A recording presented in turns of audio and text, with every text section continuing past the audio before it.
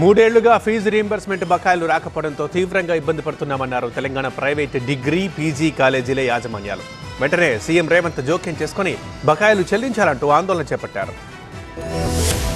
తెలంగాణ ప్రభుత్వం వెంటనే fee reimbursement బకాయిల్ని విడుదల చేయాలని డిమాండ్ చేశాయి తెలంగాణ ప్రైవేట్ డిగ్రీ పీజీ కాలేజీల యాజమాన్యాలు. కోసం ఇందిరా పార్క్ ధర్నా చౌక్ వద్ద ఆందోళన చేపట్టారు. ఫీజు రీయింబర్స్మెంట్ నిధుల్ని సకాలంలో చెల్లించకపోవడంతో ఉద్యోగులకు జీతాలు, కాలేజీ బిల్డింగ్లకు అద్దెలు కూడా చెల్లించలేకపోతున్నామని ఆవేదన వ్యక్తం చేశారు. ఈ అంశంలో నిరసన చేపట్టేందుకు ధర్నా చౌక్ నుంచి సెక్రటేరియట్ వరకు తలపెట్టిన మహార్యాలీకి అనుమతి లేదంటూ పోలీసులు వారిని అడ్డుకున్నారు. ఇతరులంతా రోడ్డుపైనే బైఠాయించారు. ఈ విషయంపై పలుమార్లు ఉప ముఖ్యమంత్రి దృష్టికి తీసుకెళ్లామని, డిసెంబర్ 20లోగా పూర్తి బకాయిలు చెల్లిస్తామని ఆయన హామీ ఇచ్చారని తెలిపారు. ఇప్పటి వరకు బకాయిలు చెల్లించలేదని ఆవేదన వ్యక్తం చేశారు. పరిస్థితి ఇలాగే కొనసాగితే తమకు ఆత్మహత్యలే దిక్కవుతాయని సీఎం రేవంత్ రెడ్డి వెంటనే జోక్యం చేసుకుని తమకు రావాల్సిన బకాయిల్ని విడుదల చేయించి ఆదుకోవాలని కోరారు. అంశంలో ప్రైవేట్ కాలేజీల యాజమాన్యాలు గతంలోనే ఆందోళన చేపట్టాయి. గతంలో 2 సార్లు కాలేజీల బంద్ పాటించాయి. ఒకసారి ఇందిరా పార్క్ దగ్గర ధర్నా చేశాయి. అప్పట్లో ప్రభుత్వం హామీ ఇవ్వడంతో యాజమాన్యాలు శాంతించాయి. మొత్తం బకాయిల్ని విడుదల చేయకపోవడంతో మళ్లీ ఆందోళనకు పిలుపునిచ్చాయి. తాజాగా పలు ప్రైవేట్ కాలేజీల యాజమాన్యాలు ప్రాక్టికల్స్ ను బహిష్కరించాయి.